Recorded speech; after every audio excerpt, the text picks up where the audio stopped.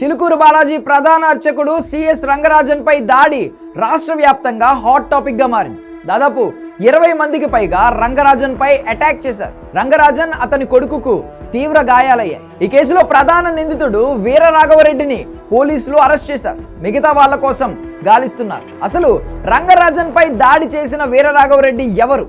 అతను ఏం చేస్తాడు? ఎందుకు రామరాజ్యం పేరుతో సైన్యాన్ని ఏర్పాటు చేస్తున్నాడు? రంగరాజన్ మీద దాడి చేయాల్సిన అవసరం ఏమొచ్చింది? ఇప్పుడు ఇదే ప్రతి ఒక్కరిలో ఉన్న డౌట్. తూర్పుగోదావరి జిల్లా అనపర్తి మండలం కొప్పవరం గ్రామానికి చెందిన వ్యక్తి ఈ కొవ్వూరి వీరరాఘవరెడ్డి. హిందూ రాజ్య స్థాపన కోసం రామరాజ్యం పేరుతో ప్రైవేట్ సైన్యం నడిపిస్తున్నాడు. దేశంలో రామరాజ్యం ఏర్పాటు కావాలని ప్రచారం చేస్తూ ఉంటాడు. 10వ తరగతి పాస్ అయినా లేదా ఫెయిల్ అయిన యువకులను తన సైన్యంలో రిక్రూట్ చేస్తూ వస్తున్నాడు. 5 కిలోమీటర్లు నడిచే సామర్థ్యం, 2 కిలోమీటర్లు పరిగెత్తే సామర్థ్యం ఉండాలి. వయసు 20 నుండి 50 ఏళ్ల మధ్య ఉండాలి. ఒక్కొక్కరికి 20,000 జీతం. యువతను తన సైన్యంలో చేర్చుకోవాలంటూ వాళ్లతో ఇలాంటి దౌర్జన్యాలు చేయిస్తున్నట్లు వీరరాఘవరెడ్డి మీద ఆరోపణలు ఉన్నాయి. చిలుకూరి బాలాజీ అర్చకుడిని తన రామరాజ్యం సైన్యంలో చేరాలంటూ ఒత్తిడి చేశాడు. చేరను అన్నందుకు ఇంటిపై దాడి చేశాడు వీరరాఘవరెడ్డి. అతని కుమారుడిని తన ప్రైవేట్ సైన్యంతో కొట్టించాడు. గతంలో హైదరాబాద్ అబిడ్స్లో కూడా వీరరాఘవరెడ్డిపై ఇలాంటి కేసే నమోదైంది. రామరాజ్యం పేరుతో వెబ్సైట్ ప్రారంభించి అక్రమ వసూళ్లకు పాల్పడుతున్నట్లు పోలీసులు గుర్తించారు. గత కొంతకాలంగా వీరరాఘవరెడ్డి హైదరాబాద్లోని మణికొండలో నివాసం ఉంటున్నాడు. 2022లో రామరాజ్యం పేరుతో వెబ్సైట్ ప్రారంభించాడు.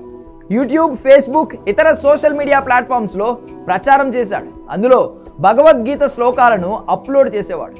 యువతను ప్రేరేపించే విధంగా హిందూ ధర్మాన్ని కాపాడేందుకు ఆర్మీ ఏర్పాటు చేస్తున్నట్లు ప్రచారం చేశాడు. ఈ క్రమంలోనే రామరాజ్యం ఆర్మీ పేరుతో రిక్రూట్మెంట్ ప్రారంభించాడు. గతేడాది సెప్టెంబర్ 1 నుండి డిసెంబర్ 31 వరకు రిక్రూట్మెంట్ చేశాడు.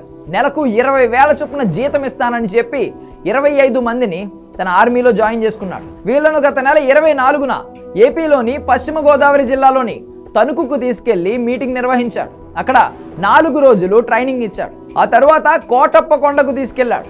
ఒక్కొక్కరి దగ్గర 2,000 చొప్పున తీసుకుని వాళ్ళకు బ్లాక్ యూనిఫామ్ కుట్టించాడు. ఈ నెల మొదటి వారంలో హైదరాబాద్ తీసుకొచ్చాడు. తన సైన్యానికి ఫండింగ్ ఇవ్వాలని, చిలుకూరి గుడికి వచ్చే భక్తులను తన సైన్యంలో చేరేలా ప్రేరేపించాలని రంగరాజన్ను అడిగాడు.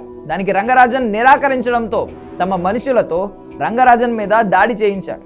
ఈ కేసులో ప్రధాన నిందితుడు వీరరాఘవరెడ్డిని అరెస్ట్ చేయగా ఖమ్మం, నిజామాబాద్ జిల్లాలకు చెందిన 2 మహిళలు సహా 5గురిని కూడా అరెస్ట్ చేసి రిమాండ్కు తరలించారు. ఈ దాడిలో మొత్తం 22 మంది పాల్గొన్నట్లు గుర్తించారు. వీరిలో తెలంగాణకు చెందిన 7గురు, ఏపీకి చెందిన 10 మందిని సీసీటీవీ ఫుటేజీల ఆధారంగా ఐడెంటిఫై చేశారు. ఇప్పటి వరకు 6గురిని అరెస్ట్ చేయగా పరారీలో ఉన్న మరో 16 మంది కోసం గాలిస్తున్నారు.